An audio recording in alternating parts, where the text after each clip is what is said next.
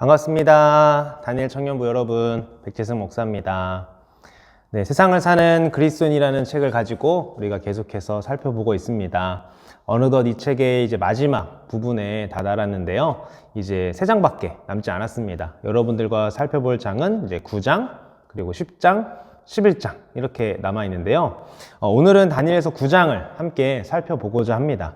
책에서는 10장에 대한 내용입니다. 10장과 11장에 이 다니엘서 9장에 대한 내용들이 채워져 있는데 오늘은 여러분들과 10장 주의 얼굴빛 비추소서라는 제목으로 이루어진 그 10장을 함께 살펴보고자 합니다.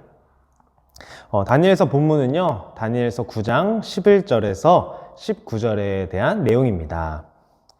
다니엘 9장에는요, 이 다니엘의 기도가 나옵니다. 월터 브루그만이라는 신학자는요, 오늘 본문에 등장하는 그 다니엘의 기도를 보고요, 구약의 가장 위대한 기도라는 그런 평가를 내렸습니다. 다니엘이 기도하던 때는 언제였냐면 이 메대족 속 다리오 왕이 통치하던 첫 해 원년이었습니다. 90세가 다 된 나이임에도 불구하고 다니엘은 책들을 읽다가, 성경에는 책들이라고 나오는데 성경이죠. 여호와께서 선지자 예레미야에게 이 말씀으로 알려주신 연수를 깨닫습니다. 어떤 연수입니까? 이스라엘 백성들이 포로로 잡혀가고 나중에 이제 풀려나게 되는 해이죠. 그러니까 포로로 한 70년 정도 생활하게 될 거다 하는 그런 예언입니다. 다리오 왕의 통치 원년은요 538년이었고요. 다니엘이 포로로 또 바벨론에 끌려간 해는 주전 606년이었습니다. 그러니까 거의 이제 70년의 그런 세월이 채워지고 있는 시점이었죠. 또 마침 어떤 때였냐면 이 다리오 왕의 그 조서 공포로 인해서 이스라엘 백성들이 다시 본국으로 1차 포로로 송환하는 그런 시기였습니다. 이것이 다니엘이 하나님께 기도하기 시작한 이유였는데요.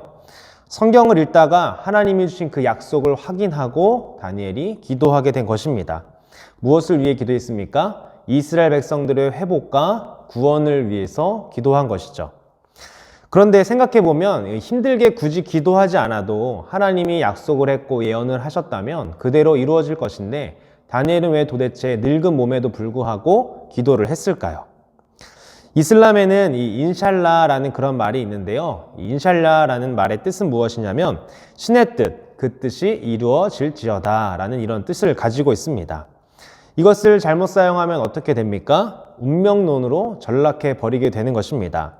어차피 내가 무엇을 하든 하지 않든 신의 뜻대로 될 것이기 때문에 내가 오늘 해야 할 일들에 대한 책임을 지지 않겠다라는 이런 운명론으로 전락할 수 있는 것이죠.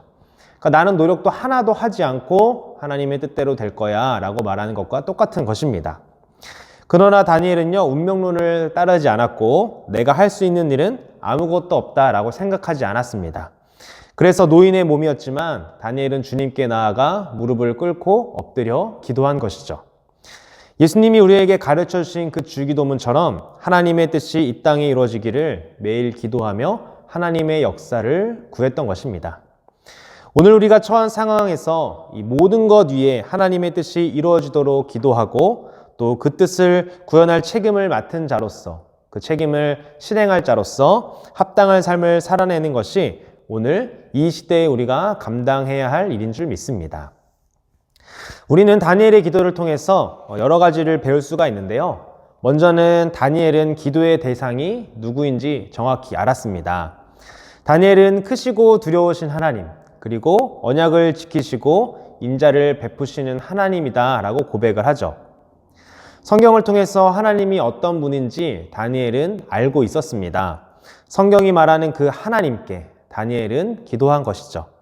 하나님의 성품이 어떠한지를 알고 기도한 것입니다. 자판기를 생각하면서 내가 어떤 기도를 넣으면 그 자판기에다가 돈을 넣었을 때 음료수가 나오는 것처럼 하나님께 기도했을 때 그 기도에 대한 응답이 바로 응답된다라고 생각하는 것처럼 그 자판기처럼 하나님을 생각하지 않고 하나님은 신실하시고 또 긍휼을 베푸시고 또 언약을 지키시는 분임을 다니엘은 기억하고 기도했다는 것입니다. 두 번째로 다니엘은 이 기도의 내용으로 첫 번째 죄 고백을 하죠. 죄 고백을 한 뒤에는 어떻게 하냐면 하나님의 하나님 되심을 인정하고요. 그 뒤에는 이 구원 요청을 드리는 기도를 볼 수가 있습니다. 다니엘의 기도를 보면 이 다니엘은 조상들이 지은 죄를 스스로 덮어쓰는 모습을 볼 수가 있는데요. 그리고 그것은 자신의 죄라고 고백하면서 또 하나님께 나아가고 있음을 알 수가 있습니다. 이 땅에서 성도라고 불리는 이들, 교회라고 불리는 곳에서 일어나는 수많은 죄악과 비참한 일들이 너무나도 많이 있습니다.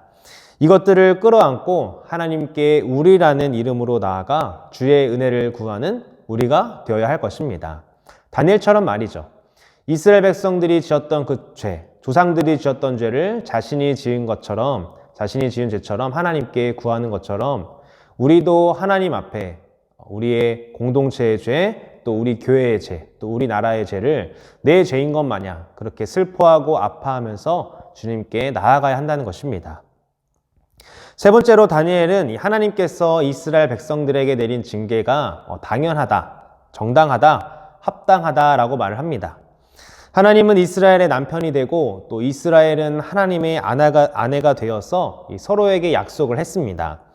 결코 다른 것을 쳐다보지 않고 또 서로 사랑하며 서로 뜻을 맞춰 살아가겠다라고 언약을 하면서 다짐을 했는데 이스라엘 백성들은 그 언약식에 서명한 잉크가 채 마르기도 전에 하나님과 맺은 그 언약을 파괴하는 모습을 보여주었습니다. 구약에 있었던 일련의 사건들만 봐도 그렇죠.